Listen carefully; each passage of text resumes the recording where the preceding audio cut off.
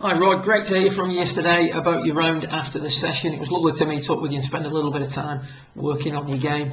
We'll just recap on the work that we did. I mean, first of all, you've been trying really hard. If we pay attention to the footage up on the top left, we've been working hard on trying to stay a little bit more centred. Unfortunately, there's a few contradictions here, because in trying to stay more centred, you're trying to keep the right knee flexed. What tends to happen is the right knee flexing eliminates or restricts your hip movement, and therefore you can only get so far back before you start drifting off that centre position.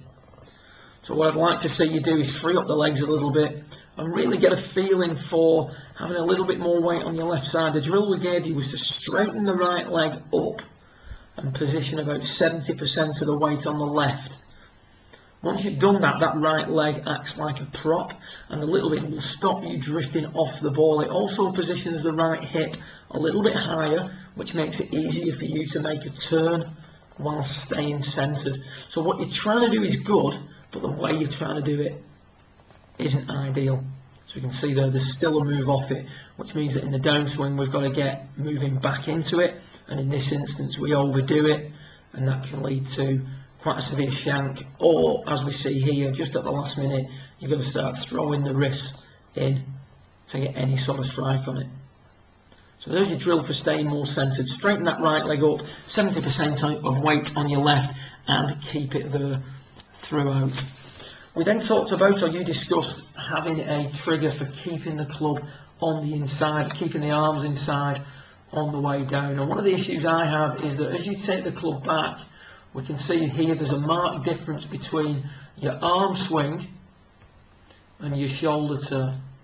So you've got the arms working up and the body working flat, and as a result we've got quite a lot of daylight here. The arms have come off the rib cage. The arms are on the rib cage at setup.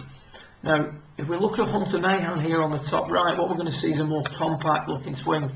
Arms are on the rib cage during the setup, and they're going to remain on the rib cage during the backswing. In fact, they're going to remain on the rib cage during the whole of the goal swing. We can see here much tighter looking position at the top, much more compact, much less compensation needed. So the arms now are swinging more around the body. Therefore, as he starts down, it's quite easy to keep the arms on the inside. With yourself, because the arms have worked up rather than in, it's now impossible to keep them there or keep them inside, because they aren't inside now to start with. So what we've got to do is either loop them inside, or what we see here is come down the same way. You can see the left arm way out in front of you, and any chance of getting that club on the inside now has gone. So what we've done here on the right is position something beneath your right arm, so right at the top of your armpit where your arm sits on your rib cage, just to allow you to feel a little bit more connected. Now when doing that, just take it to the top here, we now arrive at a much more compact top of the backswing position. We've now freed up that right knee to straighten a little bit. We can see there the right hip's a little bit higher than the left now, but the arms are in a much better position, much more compact, much more in across the chest. Now as you start down, previously you used to swing down in the same direction, arms way out in front of you. You see a lot of daylight here between your upper body and your left arm. Whereas now, because the arms are a little bit more around you, you don't have to try and manipulate the club as you come down. The arms are going to continue to come down a little bit more from the inside. And we can see at this point now much less daylight, in fact no daylight between the left arm and the torso, which is a sign that your arms are a little bit more on the inside than they were previously.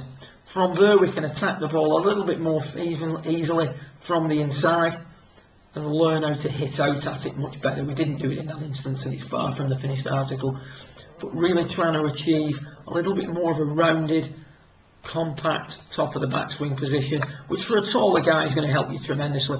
We rather see the arm plane complementing the shoulder plane as opposed to the arm plane being much steeper than the shoulder plane. And again, if we just look at Hunter Mahan here at the top, by no means is it a flat goal swing, but we can see the arm plane is much more in sympathy with the shoulder plane.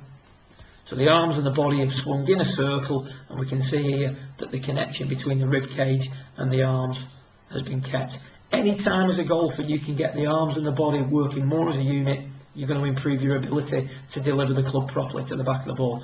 Good luck with it, and I'll see you again in a few weeks' time. Well done.